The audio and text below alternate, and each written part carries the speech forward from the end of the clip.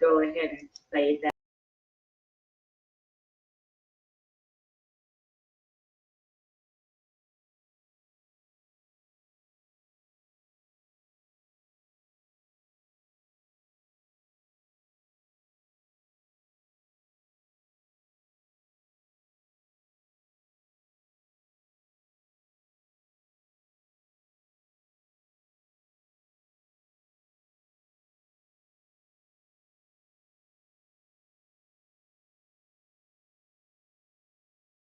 Continue to struggle that with that, but I think I'm gonna have to go ahead and be bold and do my number and put it out there and say 200. Lovely. Say it and say it proud. 200. Say it with some conviction.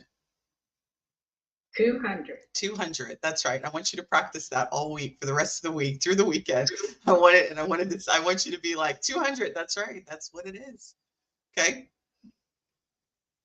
Because you guys are awesome. What you do is awesome. The amount of work that you do, that you guys have spent 4 days with me after work. Many of you guys are working full-time jobs. Many of you may still be at work. And so it takes a lot. Like I said, I'm not going to try and sugarcoat this for you all and tell you, listen, this is easy work. You know, I'm seeing one of my clients, Lisa, in the top corner, and her and I have been working on the last several months, right? She's had a lot of stuff going on in her life, and she's still making it happen. Like, I know a lot of y'all's story, and you guys you're putting in the work. So $200 is really pennies for the work that you guys do and what you deliver to your clients. So don't feel like you're not worth it, and don't feel like someone won't pay, because those that won't pay aren't really the ones that you need to be working with. So, you know, again, I literally have been on this soapbox as long as I can remember. And until every one of you all are confidently charging, I'm going to say it every single time I meet you guys. So that was really, that really was kind of the message at the beginning of the week. And so thank you, Natalie. Hopefully I said your name right. Thank you for sharing. Because some of you guys are kind of shy and you guys don't like to share either. So, but I appreciate you sharing. So let's dive in, because I have a lot to say today, as I've had a lot to say every day. So hold on. This is where we're really going to see how good I am at what I am trying to do, which is to do all this at one time. So hold on a second. Let me get to the right page. Can I share really quickly? Absolutely. Please do. So when I started out as an agent, well, actually, let me go differently. So Sunday and I connected about maybe 18 months or so ago, and I was not charging a planning fee. Something that she consistently would say in her posts and conversations was the value, knowing and understanding my value. So I took a chance, and last year I did begin charging a planning fee. And I will tell you that I have truly noticed a difference in my clients. The ones who are just hanky panking and want me to do the work for them don't come to me anymore. When I tell them, here's what I charge, this is what once you pay me, then I will begin to do the work. They don't pay me. They claim not to get the email. I love I started copying myself on the emails for when I send out my invoice for the planning fee. So you can't tell me you ain't got the email no more, boo-boo. I got the email. It has not bounced back to me that you did not get the email. So then I know that they were not real in the inquiry, and they just wanted to use me. You know, and this work is too much to be taken advantage of. That's right. So if you are on the fence about it, I encourage you wholeheartedly to really think about it. You don't have to start off with no large number. Do what you're comfortable with, and then as you grow your business, grow your planning fee. I love that. Like Lisa, thank you so much for sharing. And it doesn't feel like 18 months. But now that you say that, I do remember you reaching out and you're like, can I get that Travel Joy training? I remember. So we have come a long way. So it's been a pleasure. All right. Can you guys see my screen? Anybody else want to share before we go on? We cannot see your screen. Cannot see my screen. Thank you for that. Thank you. Please We can't hold. see your screen, but I did have to change someone's itinerary that I had booked a couple of days ago, and they called and was like, I need to shorten the number of days. And I was like, I was like, okay. So I called, did what I had to do. He was able to change it for me, and I charged them $150 for changing it. Lovely.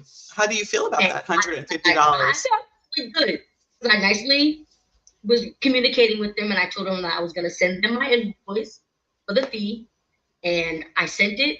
They paid it, no problem. Easy peasy, right? I felt kind of good with that. That's good stuff. I love that. I love these happy stories. And I love these smiles too. So I'm glad. I am super glad because that at the end of the day, you know, I don't personally like nickel and diming people, but I also don't like wasting my time. My time is probably more important than anything right now, health wise, and you know, just whatever. Like your time is cannot get that back. So I'm super excited to hear these stories, and and you guys just keep them coming. Send it to me via text message, you know, smoke signals. I love seeing you guys get confident in charging for the value that you bring to the table up front, and then even for the services that you do ongoing that really still have nothing to do with the commission that you get on the back end, right? Because that's between you and the supplier. That has nothing to do with you and the services that you're performing to get said client to the supplier's site. All right, those to me are separate transactions and again, different revenue streams. So let's get started.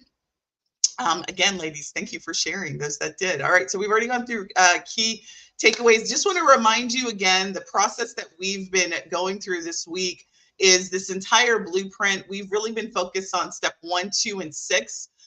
Your research, pricing, and your assembly really is kind of the way that you get a package put together. But we really want to make sure that we standardize the way we get in requests, conduct that discovery with our clients, and then ultimately present. So what I'm going to be spending some time, a few minutes on, is the 6, which is the presentation for the individual requests that we do. So yesterday we talked about like all of these systems that you guys are using, right, to get the request process done.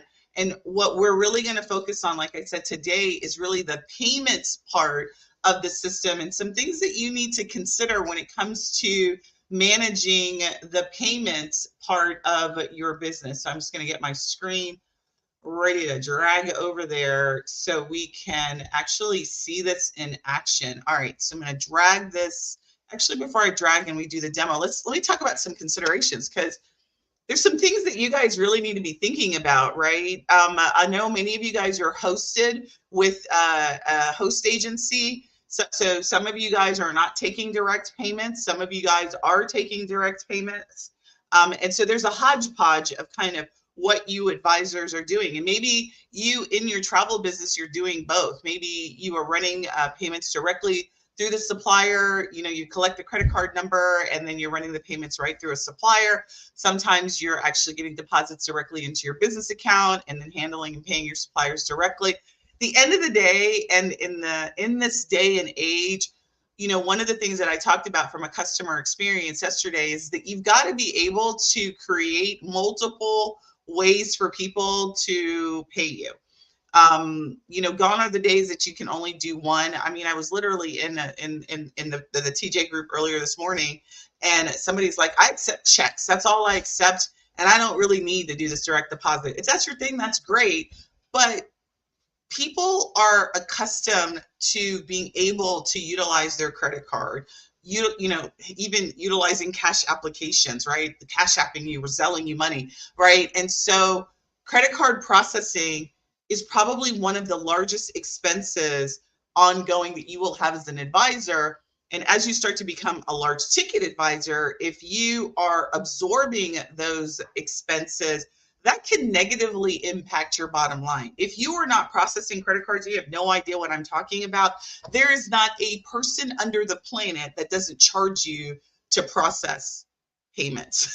If you aren't just physically taking a check, you know, like getting the check in the mail, and or taking cash in hand, somebody's going to charge you to process a payment. Even Cash App charges you to process the payment. All right. The only place that doesn't charge you for processing is Zelle.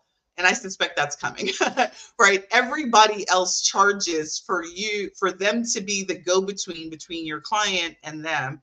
And so credit card processing, and that really should just be money processing now. There's a fee that you need to incur about that. So how do you handle that? What do? You could do a supplier pass through. Yeah, but there's still work that you got to do. You got to collect that credit card. I mean, anyway, so there's still something that you've got to do, either human hours or fee to process automatically. And then from a money perspective, you managing your cash flow is critical in this business, particularly if you're doing direct payments and you're fully independent, or you're thinking about it, or you're hybrid. If you're accepting cash, managing that cash and being able to manage cash flow is going to be a really huge consideration. So there's a little bit of things that we're going to talk about. And then, I never, ever, I'm going to tell you to do anything that is against any signed agreements. But, I don't know what all your signed agreements are. So I don't know what you can and cannot do legally with your host agency. That's really something that you need to be totally aware of. I'll tell you the restrictions that we have inside of our system. And from a procedural perspective, if you have a scenario that you need to talk through with me, send me an email. I'll give you my input if it's a consideration that we need to do when it comes to utilizing the system. So bullet 1 and the 4th bullet, I would say, so I probably ought to move the order, because those are the most important things that we're going to touch on today, is really processing of credit cards and terms and conditions and risk management. So when it comes to the first bullet, if you are in 2024 taking credit card numbers over the phone and writing those said credit card numbers on a piece of paper, you are out of compliance. Stop doing that immediately. Don't do it. Don't let me know that you're doing it. I just don't want to know anything about it. Okay. Because it's against the law to do that. You are not supposed to be collecting and storing someone's credit card information on your papers in your office. Okay. So you need a legal PCI, the legal term is called PCI compliant way to do that. And this is why having a system like TravelJoy to capture the credit card in a secure manner and store that credit card is so critical. Now, if you take a credit card over the phone and you're keying it into a system and you're storing it on your notebook somewhere, you can do that. But I don't even like to do that. I want people to sign stuff before I'm processing anything. And then we're going to talk a little bit about that terms and conditions. But really, how many of you out there, like I said, I don't want to know. So I'm not even going to ask the question. I don't want to know how many of you guys are out there doing it illegally. Just stop it. Just, if you're doing it that way, don't put it in comments. Just stop doing that. Because you set yourself up for chargebacks. You set yourself up for so much risk that you just need to eliminate.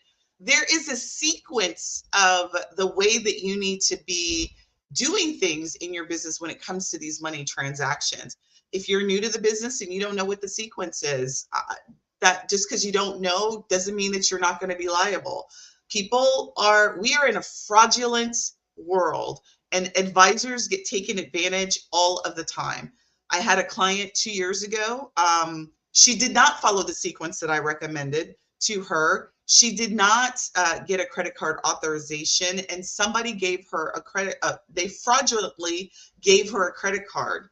The supplier did a chargeback with her for $2,000. I'll never forget this. It was a $2,000 chargeback. The supplier came back to her and said, we got wind that it was somebody stole somebody's credit card number, and they already went on the trip. She took the credit card information. She did not she didn't get an authorization. She didn't verify, because her host agency actually had a process and she didn't follow it.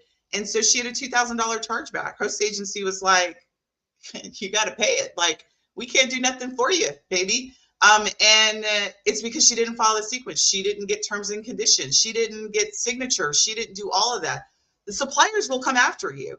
If somebody fraudulently uses a credit card and goes on a trip, they get a chargeback from the bank, right? they're going to go down the line, and you're in the sequence of the line. Just because you don't know about it or you're not following it doesn't mean that you won't be liable for it. So it's really important that you realize that it's fun being a travel advisor. I love traveling. I love what we do, but you are in business, and you are in a very high risk business to be taken advantage of by people who will utilize fake cards, who will go on trips and that's not their money, right? So you need to set yourself up for success. So again, a lot of you guys get recruited into this business and you think, oh, it's all fun and games, and you don't know, and you just don't know what you don't know. And this is why I do what I do. Lack of knowledge does not mean that you won't be held liable. Doesn't mean that they won't come after you. Suppliers won't come after you. Credit card companies, banks won't come after you. Your name is on the trail. They can find you because your name is everywhere, right? You are the booking agent. You are the booking person of record. You are the go-between. So enough about that. Any questions about that? Like, I want to scare you because it sucks to get a chargeback of $2,000 and you don't have it in your account because you didn't get that money, right? You got 10% of that maybe from the supplier. So not only do you have to pay the $2,000 back, if you got a commission check, you got to pay that back too. Like, you got to pay all of it back. That's all out of your pocket because your host agency is not going to cover you on that. Does that make sense? Like, so any questions on that before we dive in? Because I want to show you the proposal process. That is one of the steps that you need to follow in your travel request process to ensure that you minimize your risk exposure. Any questions or thoughts or comments about that before we move? No? Okay. I feel like I have a question. Yes, please tell me. What's your question? With the credit card authorization, I always been going through. I mean, I don't know what it is that they don't want to sign the credit card authorization. I mean, they finally do it. You know, I always have to tell them, you need to sign it. You need to sign it. You know, I got to the point that if you don't sign it, then you're not. Then I don't want to deal with you. I mean, that's how critical I've gotten. You know, to this point, like, I don't understand it. And then I tell them, like, when you go anywhere, what's the first thing they ask? They ask for your ID and your credit card. That's a credit card authorization. I mean, that's what I tell them, you know, but I mean, is there any other options or recommendations? Yeah. Make it a part of the process that they can't move forward without going forward. Like right now, what you just told me is that it's a manual process for you. You send it to them, they sign it. Maybe you've already collected payment. The authorization needs to be a part of the payment collection process so much that they can't move forward without authorizing. Mm-hmm. Does that make sense? Okay. Like, remove yourself from the process. Mm-hmm. That's the easiest way. Like, stop haggling with them. You've already collected funds. So you're out of sequence. Does that make sense? Yeah. Mm-hmm. Yeah. So if you create a process that makes it like it's part, like, before they hit the submit button, they have to check a check mark that says they authorize the payment and that they accept the terms, and then they hit submit. And if you can even add a signature on that, that's even better. Right. So just like in this day and age, you can't move forward without authorization. Most of the processes that require authorization, it's automatically a part of the process, the buy process. Does that make sense? Yes. Yes. So you've got a manual process that people can go around, and you've already collected the money, and they're like, but I'm already done. And you're like, but you're not really. I need you to do this. So reverse, like, change that step to be before you collect payment, and then get them to say, yes, I authorize, and then collect payment, and then you're easy peasy. Okay. Make sense? Uh-huh. Systems help you do that. Who was that was speaking? I can't see who the name was. Oh, I'm sorry. Here I am. What's your name? Irene. Irene, there you are. All right. Yes. So Irene, systems help make that, take you out of the process, because it's a hard conversation. I don't like having these kinds of conversations with people. Like, I don't like it. Like, Why do I have to explain to you what you don't have to explain to anybody else? So I want to take myself out of that. Like, I don't want to explain to you the fact that you need to sign that you accept the terms. I don't want to have to explain to you. Now, I will verbally do that in the discovery call. Like, here's the process that I'm going to have you go through. But like these kind of decisions that people need to make when they go, I don't want to have to sit there and hold their hand, because they're doing it everywhere else. So just make it a part of, systematically make it part of the process and make it easier for them to do it. Okay. Okay. Thank you so much. You are so welcome. All right. Now we're going to actually do a demo so I can show you like how the system can do this for you and help kind of with this step. So. Hey, Sunday, I see you have a hand up, and I know that you can't see your screen. Oh, thank you. Let's see what the hand says. So funny. Someone named Merline. Hi. Yeah, Sunday, it's me. Thank you so much. Yeah, it's Marlene. Hi, Marlene. I just wanted to say that Sunday, you're 100% correct, and the process that you helped me set up with Travel Joy for getting the guests to sign the authorization at the same time they make the deposit works like a charm for me. Perfect. I'm still building my business, so I still have like, little kinks here and there, but it's 100% automated. I don't have to haggle with them. When they put their name and their contact information in, they sign the authorization at the same time, and they put their credit card and it's there. And if they need a copy, I have it for them or whatever. But yeah, it really works. I highly recommend it. That is absolutely right. So what Marlene is talking about is the process that we have a training course that, so Marlene and actually worked at, Marlene, was that last year? It was last year. It was last year this time, wasn't it, that we worked together? And so we actually implemented that process inside of her Travel Joy account. We actually set everything up for her to do that. And so what I'm showing on the screen is, so if you join me on day one, what I mentioned to you is if you're using Travel Joy and you need this process implemented, we can do that in Travel Joy. We also have this system, which is Travel Pro Suite, that does it just a little bit better than Travel Joy, because Travel Joy focuses on the booking process.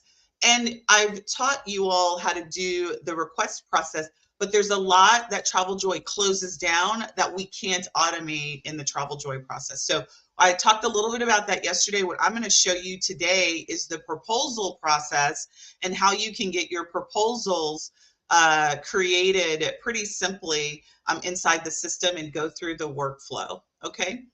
All right. So I'm in the payments area of the system. Can everybody see this? Hopefully you can. We see the travel proposal workflow demo screen. The travel proposal workflow demo screen. All right, please hold. Your slides are showing. All right, but not there. Yeah. All right, perfect. I don't think I was sharing my desktop on on computer screen. Two. All right, can you see it now? Yes. Perfect. Yeah. All right. Thank you guys for being so vocal. I'm one of the rare people who actually do these, these kind of things where I want people to actually come off the mic. Like, I want you to interrupt me. Okay, so this is the payments area of the system. And so in the payments area, you can manage your invoices. This used to say proposals, but now you can do documents and contracts. We've got some additional features that are coming up. You can see all of your orders, all of your subscriptions. So these are any payment plans that you've got, any past transactions, products, coupons, and just your integration. So I'm just going to really quickly show you from a payment perspective that we integrate with Stripe and we integrate with PayPal. If you're using PayPal, I don't really recommend that you use that as your primary processor, just because PayPal can be a little bit problematic, not only for us, but for just in general. So main processor is going to be Stripe. Difference between like what's happening with Travel Joy and some of the other processors is we are not processing through Stripe on your behalf. This is going to be your own Stripe account that you're going to connect. Funds are going to go into your own bank account. We don't have the concept of supplier invoicing or supplier accounts, because you are doing all of your own processor with your own either merchant accounts, which these two are, and Stripe is a type of it's a gateway. It's called a gateway, but that's what we integrate. There's some more coming in the future, but right now that's what we do. What we're going to focus on really is this document area. which is where the proposals live. And I actually have a proposal sample. I'm going to actually create this as convert that as a template so I can just show you how the process will work. And I'm going to use this. So I created just this sample Bali proposal when I was doing testing and when I was doing training. I think actually I used this as a training item. And so proposals are in our system are really blank slates that you can add the information that you need about your client, the client trip, the product, the amount. I actually have, as a part of our payments training, a template that really talks to you about what needs to be included in a proposal, the sections that you need to include. Most of travel advisors, what they're focused on is they're focused on the itinerary. They are focused on making sure that the itinerary looks all beautiful, hence comes in Travelify, and that we've got all these beautiful pictures. And don't get me wrong, the pictures are important, but really the legality of the proposal is what's the most important, because this is a legal document. Once somebody signs the proposal, like if they don't honor the terms that you put in here, you've got grounds to stand on. So from a sequence perspective, you want to ensure that you've got all the key components in your proposal, which is what is the trip, what are they buying, which is this top part here. What is the itinerary? So what are they going to get when they get the proposal? I mean, when they get the trip from you. And one of the most important things, obviously, are the numbers, the financials, right? What does it include from a financial perspective? And then what are your payment terms that you want to have? The follow-up call that you have with your clients should identify that, particularly if you're doing a fit. It should identify if they've agreed to a payment plan, or that they want a payment plan, or maybe you have a standard payment plan that you do. It should include what your number is, what all your dollars are, what the trip total is going to be, what's included, what's excluded, right? And then any testimonials and any other things that you want to do. But more importantly, it needs to have your terms and conditions, and it needs to have a signature that you're going to capture, okay? Somebody use this as an example just so I can show you it in action. You can create a standard, just generic proposal. In our training, I provide you kind of with what a standard proposal needs to do. You set that up. You can create as many template proposals as you want. Like, you know, particularly if there's special considerations that you have, you may want to have special proposal types based on the type of trip that you're doing. So I'm actually going to do this. This is actually a proposal now, not a template. So I'm going to call this the Sunday Gardener proposal. And then I'm going to select my name on the right-hand side here. So it brings in my information. I've got so many of me. I don't know which one. This is the one that I want it to go to. All right. So what's going to happen now is, again, text. You can bring in text. You can create tables. You can bring in images, video. There's all sorts of things that you can do. This really is kind of situated where you can bring in any kind of media that you want. You can bring in any kind of, you can make it look any kind of way that you want. We don't have the time for me to actually do a full demo of how the proposal aesthetics look like, but just know that we really can make this look as sexy as you want it to, or as just, you know, facts ma'am as you want as well. One of the questions that I get all the time is like, am I sexy like Travelify? I am not sexy like Travelify. Not even gonna lie. I'm not sexy like Travelify. We hope to get some functionality in the future that's sexy like Travelify, or I integrate with a solution that does that. I'm not sexy like Travelify. So if you love Travelify, I'm not really trying to replace Travelify. What I am trying to do is get you a legal way to create a signature trail. And I'm boring. Let me just say this. I'm boring and I'm technical, but at the end of the day, you need a trail. And this is the kind of stuff that you guys don't really think about that you need. We're really focused on the sexy. and trying to bring the sexy back to what we do, as opposed to the stuff that covers our backside, like making sure that you have the IP address of when somebody signs the proposal. So if somebody says, I didn't get it, you can be like, yeah, I didn't sign it. I don't know what she's talking about. You've got all of that. That is what I provide, is all of that coverage. Technically, that's capturing that kind of information about your client. So I'm going to show you what that looks like in just a second. So again, I'm not sexy. I'm not really trying to replace the sexy tools that are out there. I really want to integrate with them more than I want to replace them. All right. So if you ask me, I'm going to tell you, I don't have all that stuff. So this is what it looks like, but you can make it look really cool. Like, I mean, we've got the ability to make it look good if you've got images and all this. So this is what the proposal will look like for your client. It's really what you see is what you get. However you put it on the previous screen is kind of what it's going to look like when you get when you send it to your client. So what I'm going to do is actually send this to myself. This is a preview. I'm going to go here and I'm going to send it to myself. I'm going to send it via email. This email is going to go out, and then I'm going to actually just go on my other screen, because I never know what is in my inbox. Like, I don't want to show you my inbox because I'm a little embarrassed. I have 160. I think I said yesterday I have 20,000, but this is what it is. So here's the email that went to me as the client that says, hey, here's your proposal. All right, here's your proposal. There's something with my signature I have to fix, but this email comes standard in terms of that. And the person's going to view the proposal, and then they have the option to sign it. But before they sign it, I want you to see what is happening as an agent behind the scenes.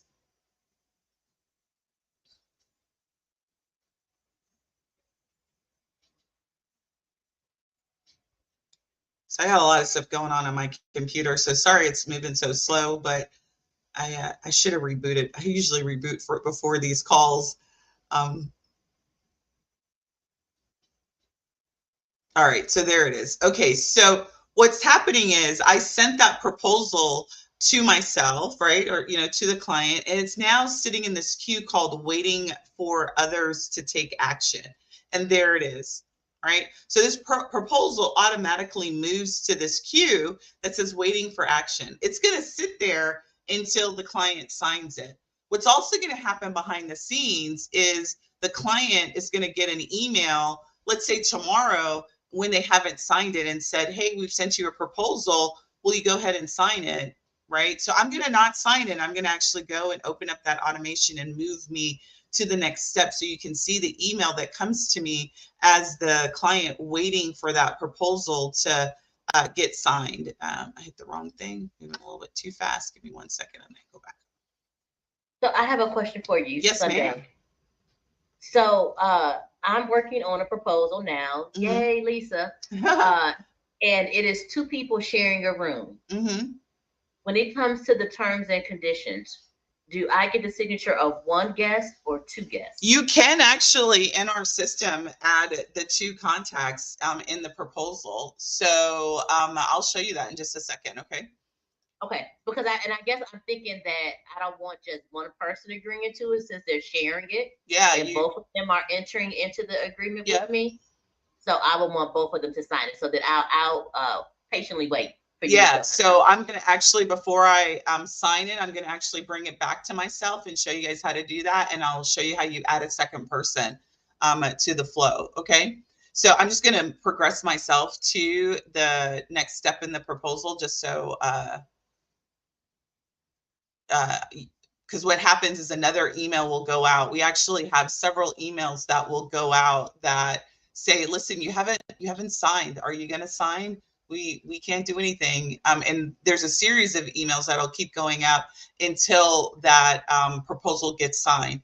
On the 3rd day, if the person hasn't signed, then, and I'm on the fly and I should have had my notes as to which automation it is. It's of course going to be the one that I haven't opened. So give me 1 second. It's the one that says proposal follow-up series. I don't know why I didn't think that. Anyway, so here I am in the enrollment, and I'm just going to progress myself to the next step. here manually because it normally would wait a day. And so now in my inbox, I'm going to get this email as the client that says, hey, you know, do you have questions? Like, do you have questions? Do you need anything? Like, come on, schedule your walkthrough, and then let's get this done. Let's actually get it done. So we've got a series of emails that are going to go out until such time the proposal gets approved. Once it gets approved, then there's another series of emails that are going to automatically go out on your behalf as well. So in this situation, I'm going to actually, before I sign it in I'm going to resend it. I'm going to show Lisa kind of what happens next is, let's say maybe you sent it to him and then she's like, oh, I've got a roommate, and you need to bring that proposal back to you and add the roommate to it. What you can do is, this is waiting for others. You can click on this third here and then move back to draft. And then that will make the proposal link invalid to your client. So when they click on that email, the proposal won't come up because it's now a draft. So in this situation, Lisa, what you would do is you would open up the proposal, and then you would actually add a second contact to the proposal flow. And once it comes up, I'll show you how to do that. So we're going to, here in the recipient, we're going to add more recipients. So we're going to add another person. So that's what you would do here. And I think you're in my test system here. So I'm going to add you as a recipient. Okay. And so now I'm going to send it to you both. And Lisa, you should now, I'm going to save this, and then you should now get an email. Both of us will get the email. Okay. And there's a primary who should be the lead traveler. So whoever the lead traveler is. So you always need to designate somebody as the lead. And then the second person will also get it, and they'll need to sign it as well. So now in my inbox, there's going to be another email that says, hey, fill out the proposal again, but this time I'm actually going to sign it. So the client has clicked on it, and then I'm going to start to fill it out, and they click on signature. And then they can actually draw their signature, or they could type their signature, and then they're going to click accept and sign. And then when that happens, you're going to also get an email that says, hey, said person has completed, you know, someone has signed the proposal. That a note's going to come to you as the advisor that lets you know that the proposal has been signed. And it may just take a couple of minutes for my computer to recognize that. And it actually, you know what, it may not, because you have to sign it, Lisa. Like, it's actually not going to, it's not done until you sign it. So you don't need to sign it now, but the idea is now the second person needs to sign it. So it's not really closed yet until that second person signs. Same kind of concept's going to go out. Okay. So in this question, huh? So I didn't find it. So hopefully, okay. Because this is intriguing me. So okay. This is intriguing you. This is great. Yeah. It's like real time training I'm giving you. Somebody was going to ask a question. Yes. I was going to ask, if you get a proposal from a vendor, you pull it into your travel boss, or whatever we call it, the OT. I don't know. You need to create a proposal for your client. Yes. Yes. You pull it into here by emailing it and then putting it in the where does it go? So when a vendor gives me a proposal, that's a proposal on, you're the go-between. So you want to translate that proposal into a proposal for your client. Right. I know that some advisors just take the proposal and give it to their client, but you really ought not do that, because you're missing the opportunity to, like, I don't really want my clients working directly with my suppliers. I don't want my suppliers getting their email addresses and start advertising to them directly. I am the person that my client should be. So when you get a proposal from a supplier, you know, I'm going to digress just a bit.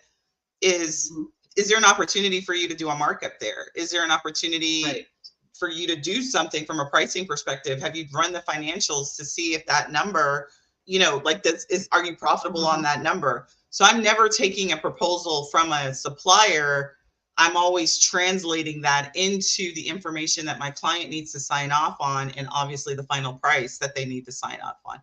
So I'm Okay. taking that and I'm extracting the information from the supplier's proposal and putting it into a client-facing proposal that I will then send out to my client. Okay, because that was my second question. How do you do the markup? But you answered, you know, both questions with this thing, so that's a wonderful thing. Thank Perfect. you. Perfect. All right. So this says it's still waiting. So did you say you did sign it? And Lisa, we can work offline on your scenario because I know that you scheduled an appointment. But the idea, I'm just refreshing my screen because it could be just a second. The idea is once all parties sign it, it'll then move to complete, and then a notice will come out to the advisor that says, "Hey, it's all good, baby." So I still see that it's waiting for. I thought I signed it, but we know, who knows what's happening in the Mac world. Yeah, and I am so fruit challenged, as you know. I tell you that all the time. So the one thing that you guys do need to know, because this may happen to you when you're dealing with your clients, is the client may say, "I did sign it." They actually need to hit that submit, that signed submit item to make sure that the signature is like submitted, and they need to click finish. So as long as those actions will happen, it'll then move to the completed stage. And then once it's completed, you'll get an email that'll say, "Hey, hey person, I'm going to actually move it back to draft, and I'm going to remove you so I can actually show what the complete looks like."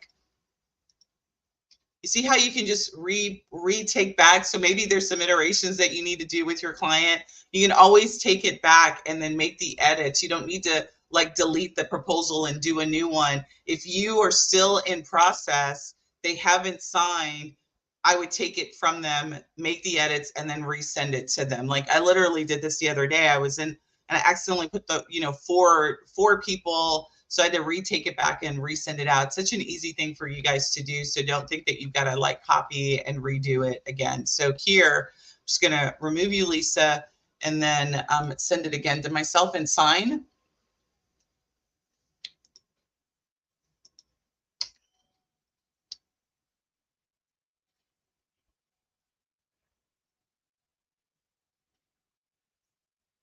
Make sure I actually sent. All right, I did send.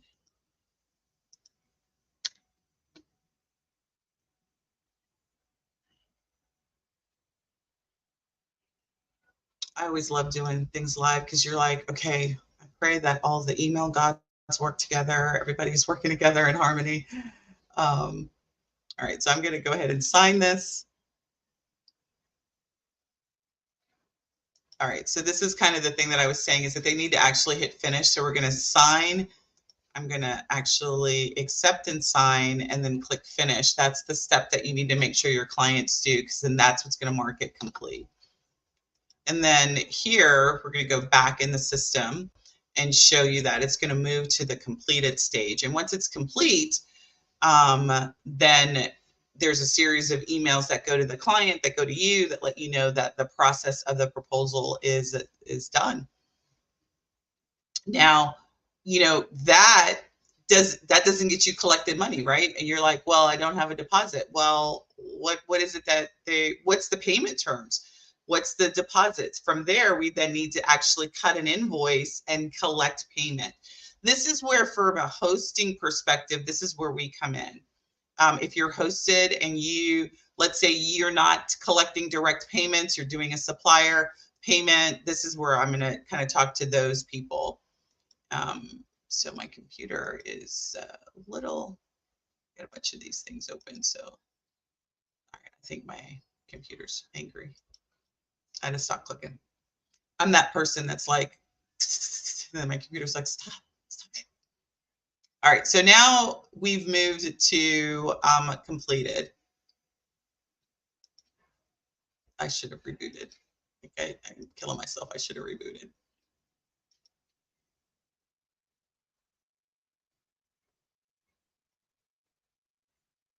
I think I'm now completely, I think I accidentally shut it. So give me 1 second. Let me open it again.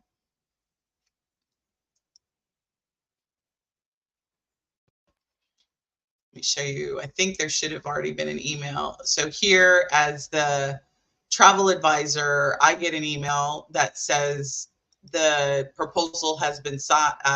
You know, as an agent, I mean, as a client, I get an email that says, hey, here's the next step that you need to take, right? We've got your approved proposal. I need you to actually give me your traveler information so that we can actually then cut the invoice and do what we need to do. So this email automatically goes out to the client. And then you as the agent, you also get an email that goes out to you that tells you that somebody has completed the proposal. So this lets you know that the proposal has been signed and that you could also view the proposal. So again, you as the agent, your experience is somebody signs, you get notified that they've signed. It's also moved into a new part of the workflow and the opportunity. I'm going to show you that in a second. And then your client also knows. So really, the travel request process is complete once you have the proposal approved, because from that point, you're actually moving into the booking phase. Does that make sense? Like once you get approved, you're moving into the booking. You're collecting a deposit, and then you are confirming with your suppliers, and then you're in booking. So the request is now, once they've signed this says that they've authorized you to move forward. Any questions while I bring the demo account back up?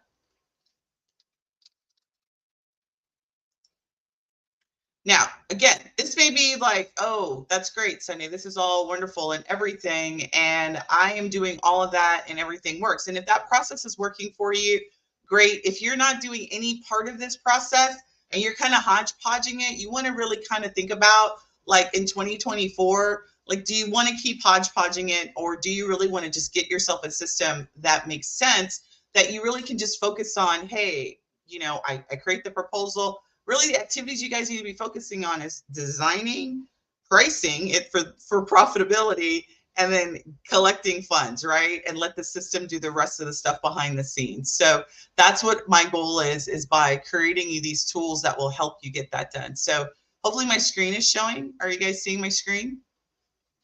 Is everybody seeing my screen? Yes. Yes. Lovely. I see it.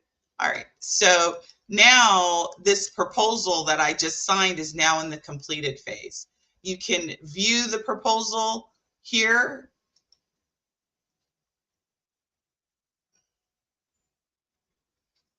And then it'll also show up as a contact item. You can see the proposal, it'll as a record, and then you'll actually be able to see the signed proposal as a part of their contact record. I'm going to show you that in just a second too. And then what the system will automatically do for you, I am not necessarily happy with the way the system does this, but it does automatically create an invoice for you. But depending on the payment terms, you may need to edit that invoice, because in your proposal, you need to put a full payment. Maybe there's a deposit and there's some things, but you at least have the starting point of the invoice and the terms that you can go in and edit. So let me just show you what that looks like in terms of here. Right here, you can view the invoice that it automatically, and then you can start to break that invoice down into a payment, or make the edits that you need here. Convert it to a recurring payment if that's a subscription, but you literally can do all of that information here. So the invoice is here for you to do what you need to. This is a single payment invoice, but if you have a let's say a subscription, maybe you're going to do a monthly plan and you want to do a recurring invoice, you will have to create that recurring, you can invoice type. So it does create a single invoice for you, but we have two types of invoices, a single payment or a recurring payment invoice.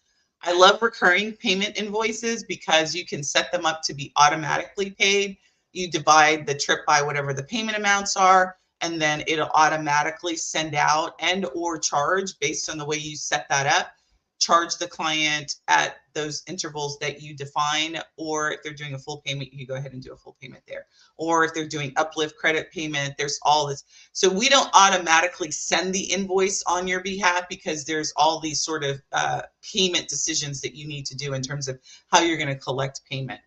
Now, I'm going to talk a little bit for travel advisors. For travel advisors who have host agencies and you're not actually collecting direct payment, What you can do is, instead of actually running the invoice through our system, however your host agency gives you as a way to do invoicing or credit card authorization, you can utilize that function here. And I mentioned that a couple of days ago. I'll mention it again here. You would go into your host agency site, create an invoice, send it out for payment to your client, and then you'll come back here and let us know how that happens. Somebody is on mute. Did you need to ask a question?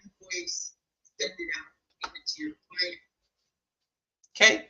All right. So that is that part. Let me show you kind of what's happening in the opportunity space for me based on the movement of what's happened here. So here, now I have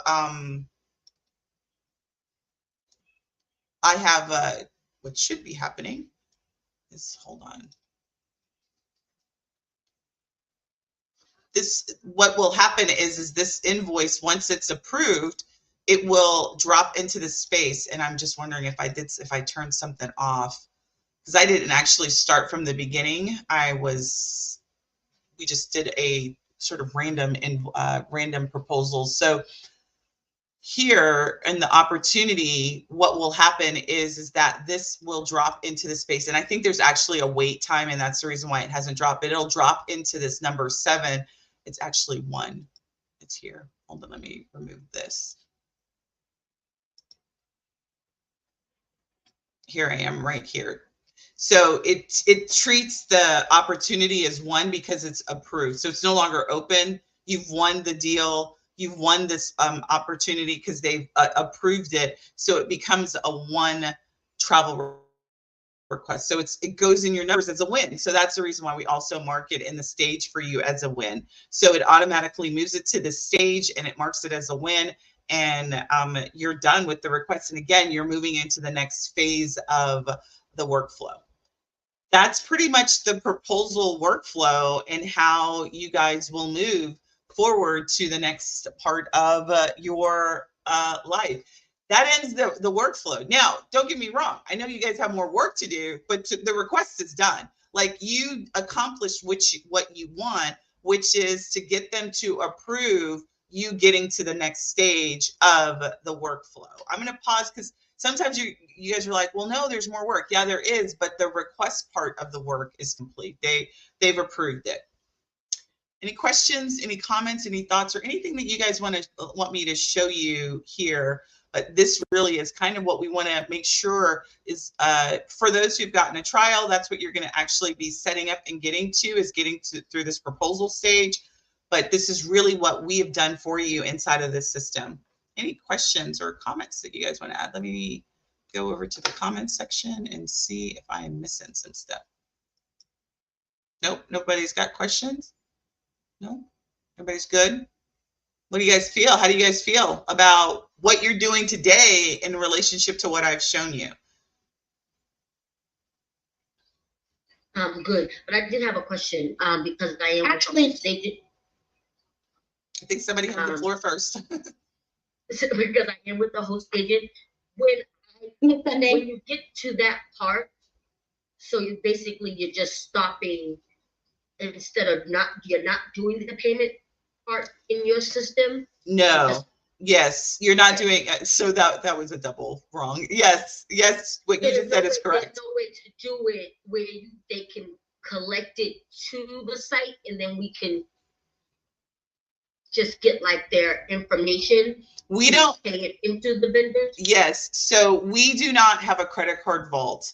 So if you collect somebody's credit card number, we're assuming you're processing.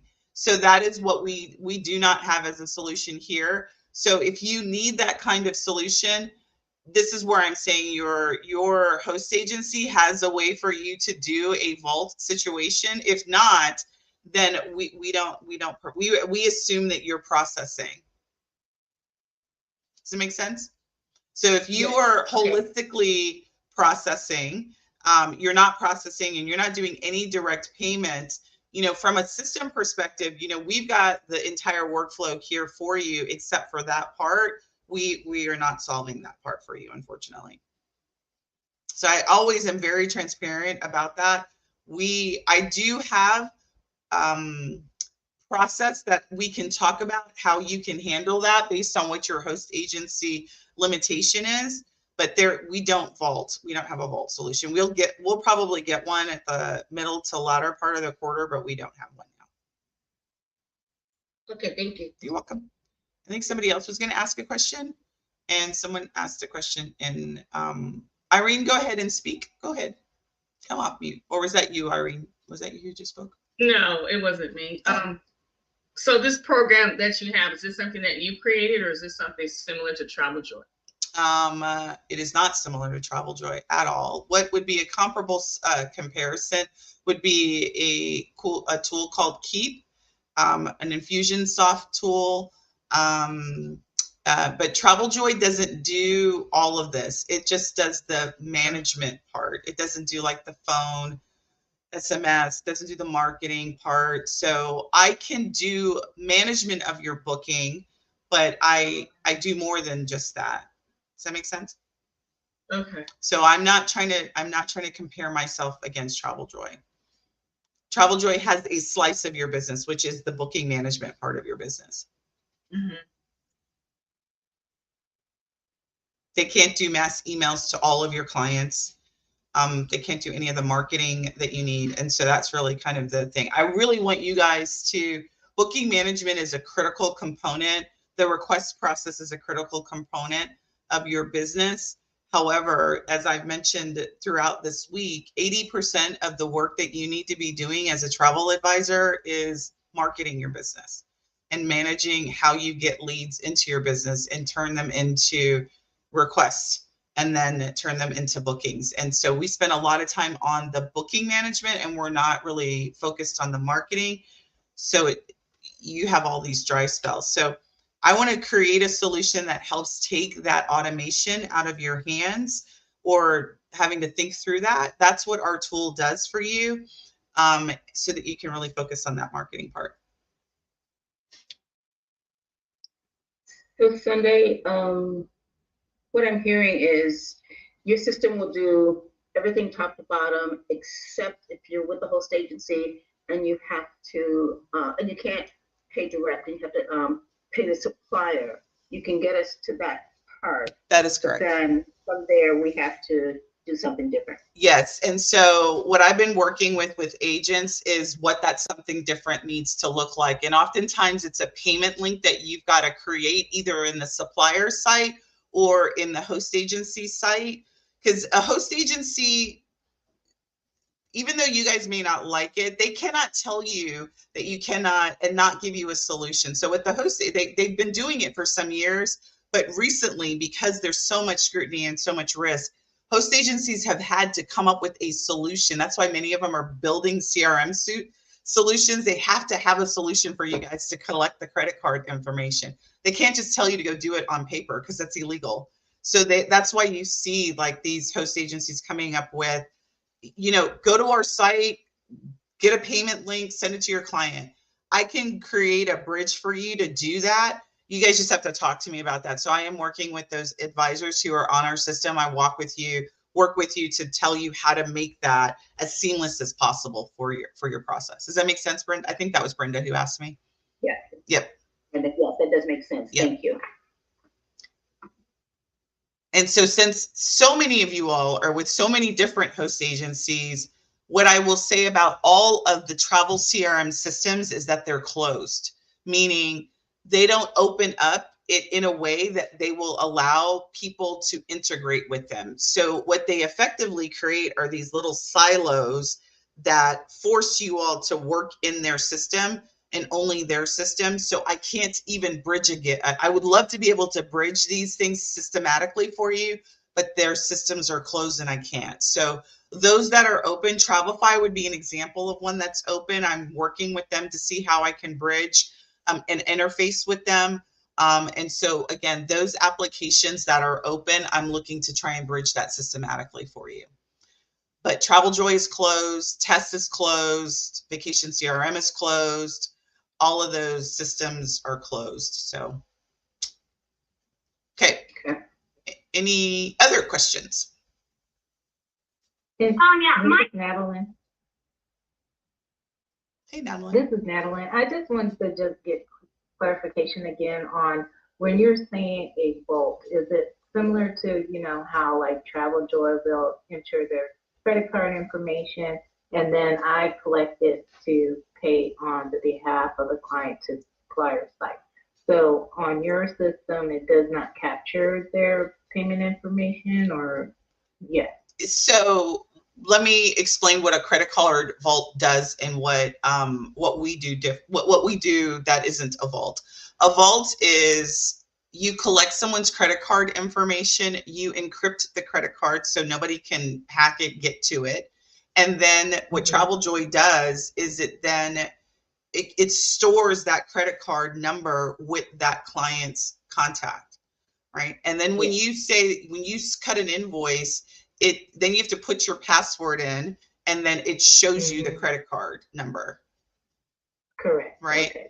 That's what a vault does. It stores the credit card number and then shows it to you so that you can use it and then use it in the payment with your supplier. I collect credit card number, but I don't allow you to view the credit card number so that you can then use it on a third party. We store it, Gotcha. We store it securely, but again, you can't take that credit card, get the full credit card number, and then use it in Carnival. Okay. Does that make sense? Now, one of the things that I didn't really get to was the terms and conditions. Like credit card authorization, I talked verbally about that. So one of my partners that I partner with is called Travel Industry Solutions, and they provide legal terms for travel advisors. If you get that solution, they have a vault as a part of their solution. So what they're allowing you to do is, absent of Travel Joy, you can collect securely and also then view said client's credit card number in a secure fashion. I'm also in talks with Travel Industry Solution on what possible integration we can do there to eliminate that swivel chair as well. So, you know, again, as many places we can integrate so that you have a full one experience as an advisor, I'm looking to do that. I have a meeting with Sheila this month so that we can start to get that. Many of you guys have gone with that recommendation for your legal agreements. And like I said, they just released this year, actually last year, a credit card vault solution. So that comes with your membership with them. So we'll be integrating. My goal is to be integrating with them. Okay. Any other questions? These are all great questions. Pamela asked in comments, are groups done the same way? Similarly, the thing with groups, though, is if you are the one hosting the group, you don't need to go through the proposal process because your group page acts as the authority. That is the authority. So on in your group flow, you're going to want to have a sales page. They go to a buy page that has terms. We can add a signature where they're actually signing before they purchase, and then they're going to go to their traveler information. So similarly, the way that Travel Joy has that, you build a group page, then you do pricing, then it goes to terms. Same kind of concept. That's really, you know, it's a group funnel, and we've built that same sort of functionality here so that you can do the same thing. So Pam, hopefully that answers your question. If you want to come off, I don't know where you are, Pam, in the world. If you're in the Zoom room, you come up and ask me some clarifying questions, but that's really kind of what you can expect here. All right. So this has been great. We went a little bit longer than I intended to, but really it's the most important takeaway that I wanted to take from a fit perspective. Group leader, you're working with anybody that wants you to do something from a custom perspective.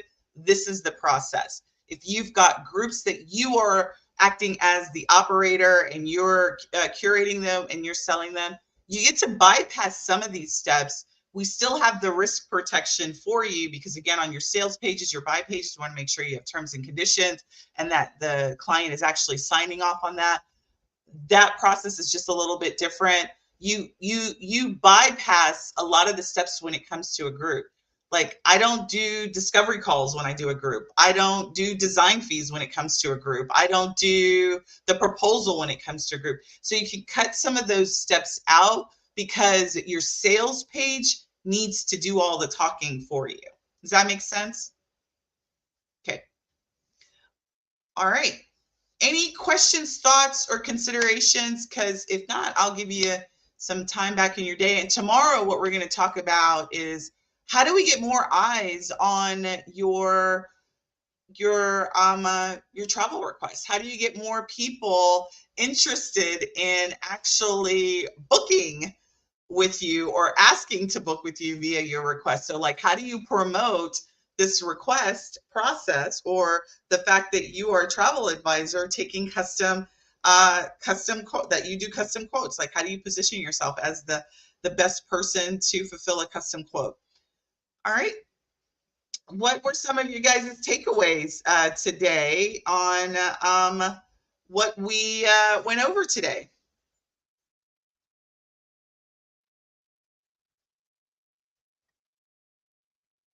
This is Brenda. My main takeaway from this, and even the days prior, we definitely have to have a concrete process to take us from A to Z, so that we're not recreating each time we do a proposal and a trip, and that everything is in a uniform process. So when you're in that position to get help or get a VA or whatever, it's right there, and it's like an SOP, and everything can be done. So I think this is really great. Yep. That I thank you, Brenda, because I think you got the message then. That's the message I wanted to relay this week, was the process. Even if you're not following one, you need to have one.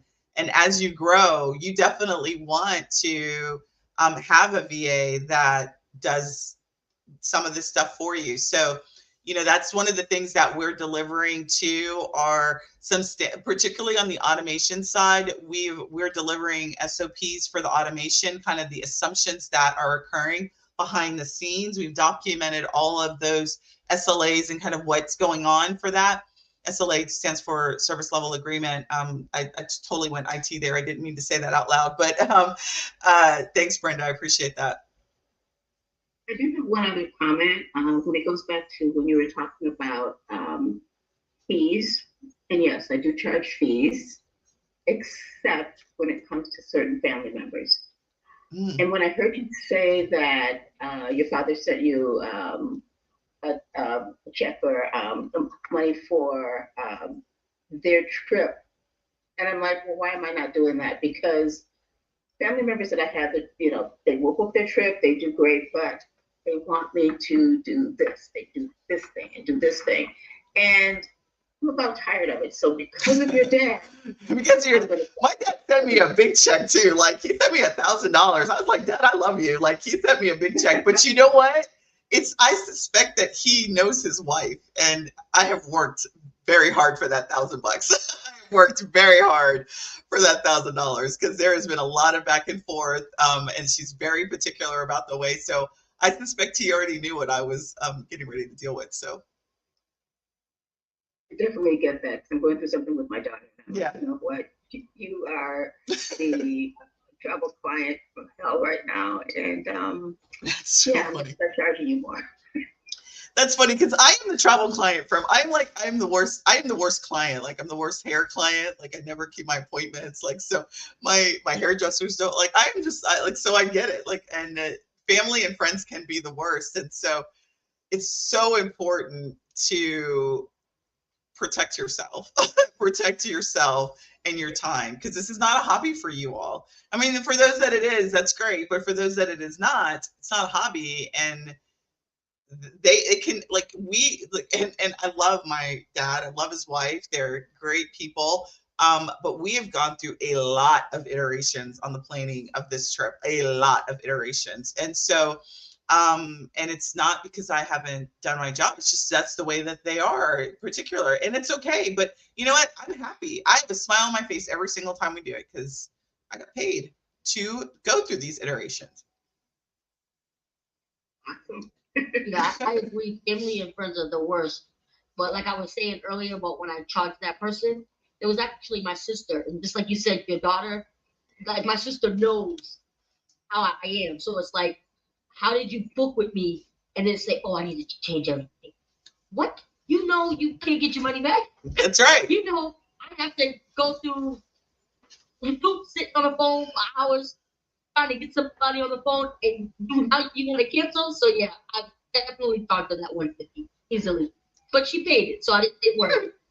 That's all right. And so, like, every time I don't, like, particularly early on in my infancy, when I didn't, because I was fearful and I didn't charge, I always got bit in the backside for it. Like, every single time I was like, I broke my own process and didn't follow it. I always regretted it. So now it's so much easier because I don't like getting bit. And I told you guys at the end of the year, like, you keep getting lessons until you learn the lesson. So I charge just consistently. I follow the process consistently. I don't care who you are. So you're gonna get a request. You need to go through it, and that's it. And again, I don't want to be the decision-making process in it, like, because I will make bad decisions. So I just try to remove myself as much as possible from it. All right, this has been great. So that tomorrow, like I said, we're going to be really focused on the promoting of your actual, because at the end of the day, really what we're creating is a link that has all the magic behind it. And so what we want to do is how do we position that this feature that we now have, the service that we now want to promote, because effectively what you want to be promoting is the fact that you do custom design and I have a service to provide. So how do we do that? We're going to be talking and diving all into that tomorrow. All right, and so if there are no questions, I'm going to look around and make sure I said I would have YouTube up and see if people that are on YouTube I'm asking questions. I'm just going to check really quick. If there are no questions, then we're just going to transition right into our VIP. If you are a trialer, you can go ahead and stay on. If not, I'll see you tomorrow. We'll be on the same channel tomorrow talking about promoting your requests. Thank you, everyone, for your time tonight. Thank you. You're welcome.